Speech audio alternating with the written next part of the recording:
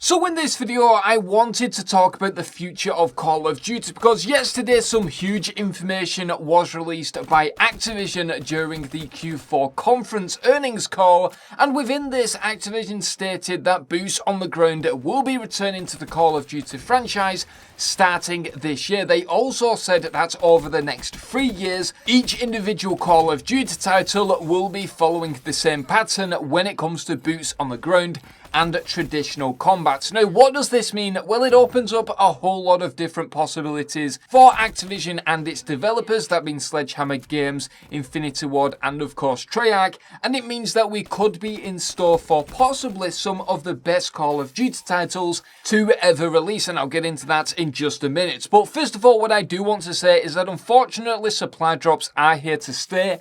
I understand a lot of people are going to be upset about that, but during the Q4 earnings call, Activision stated that they earned a massive $3.6 billion in 2016 just by these microtransaction supply drops. This includes Call of Duty, Overwatch, and all of the other titles that Activision Blizzard do own. So definitely expect supply drops to stay. Nothing we can do about that. Hopefully over the course of the next couple of years, they'll start adding some different things where you can earn Call of Duty points or earn crypto keys to make it a little bit fairer. But I guess with this type of news, we've just got to bite the bullet and accept that this is a marketing formula that will stay in Call of Duty moving forward. Now, let's get into the Call of Duty titles. Let's start speculating what the next 3 years of Call of Duty are going to contain, and I think that this is going to be best for business in the sense of what Call of Duty titles I will be seeing will be releasing over the next 3 years. Now, with Sledgehammer Games, it's very difficult to predict. Of course, they worked on Call of Duty Fog of War, which was a Vietnam third-person Call of Duty title way back when Modern Warfare 3 was releasing. That title was actually cancelled because Infinity Ward left Modern Warfare 3 and Sledgehammer Games got brought in by Activision to finish that game off, and unfortunately Fog of War never made it back into development and it was cancelled. But all of this means that Sledgehammer Games has the knowledge of the Vietnam War, they have the motivation to make a title, and who knows, maybe this third person Call of Duty title Fog of War might make it into the game as a third or fourth game mode. That is definitely one possibility. That is probably the most likely possibility. But I would also love it if the Call of Duty Bloodlines leak that leaked maybe 7 or 8, maybe 9 months ago now, if that came true. Now, apparently what this was going to be, it was going to be following a generation of soldiers, in which it would have meant the game would have been based in World War I, World War II, and Vietnam, because it would have followed the son, the father, and then the grandfather of one individual family, and this would have set up a world of possibilities for multiplayer. Although that it would have been hard to balance in some aspects, I think that this would be a phenomenal game that Sledgehammer Games could work on. If that comes true, I would definitely be pleased with that. I think that that is going to be something that would be innovative, and I think that Activision using this word innovative is definitely interesting, because if they just release a Vietnam Call of Duty title, what are they going to do different from, say, Black Ops 1 and stuff like that? So that is going to be interesting to see how that plays out. Now, moving forward with 2018, this is going to be Treyarch's turn. This is going to be the Call of Duty title that I personally think is going to just completely blow up the Call of Duty franchise once again, and it's going to be World at War 2. Now, a lot of people will say, well, how are they going to continue World at War? It ended at the end of the war.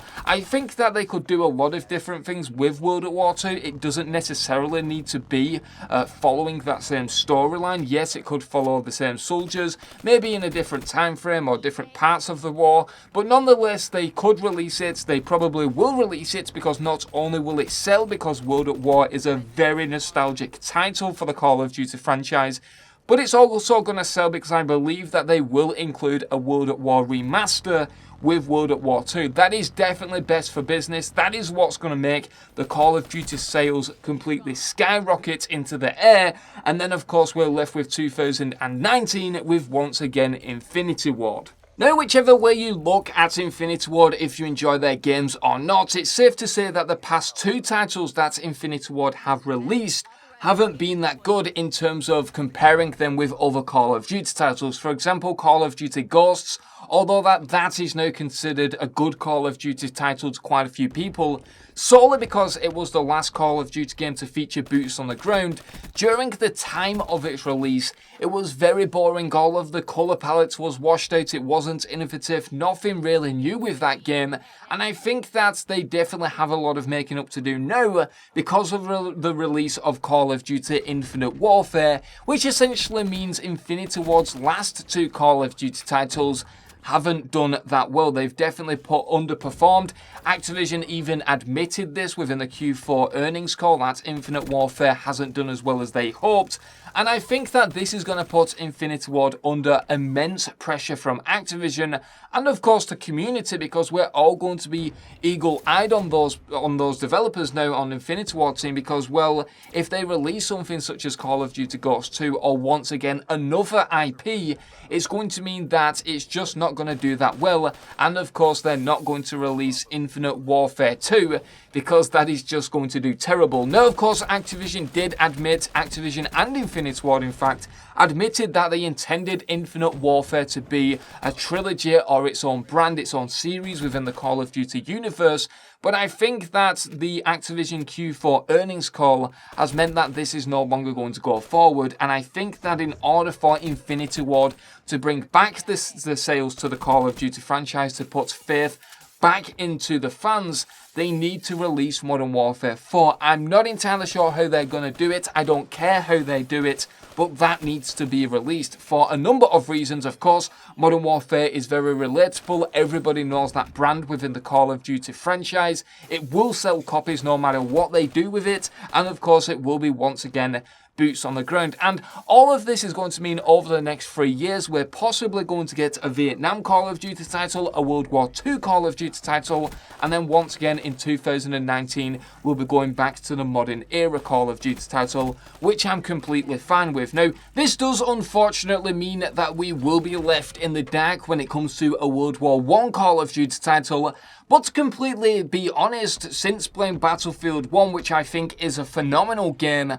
I really don't think that a World War I Call of Duty title is going to work. I think that, yes, it would be good for the story side of things, but when it comes to multiplayer, we're already seeing that Battlefield 1, a lot of Battlefield 1 players are complaining with the lack of weapons, for instance, and I think that it would be exactly the same with Call of Duty. Call of Duty, of course, is a lot more fast-paced, and I don't think that it will fit in with a World War I themed Call of Duty title. I just can't see it for some reason, and I'm happy to just leave that in the dark, unless of course we get the Call of Duty Bloodlines or Call of Duty whatever, in which it will be following a generation of soldiers, in where we can possibly get World War I integrated with World War II and Vietnam. So that is all of my thoughts. I hope you guys enjoyed this video. Of course, let me know down in the comment section below what you guys think. And finally, to conclude this video, my predictions for the next 3 years is, of course, Sledgehammer Games releasing a brand new IP, which will be based in Vietnam. Call of Duty 2018 by Treyarch will be releasing a World at War 2 with a World at War remaster.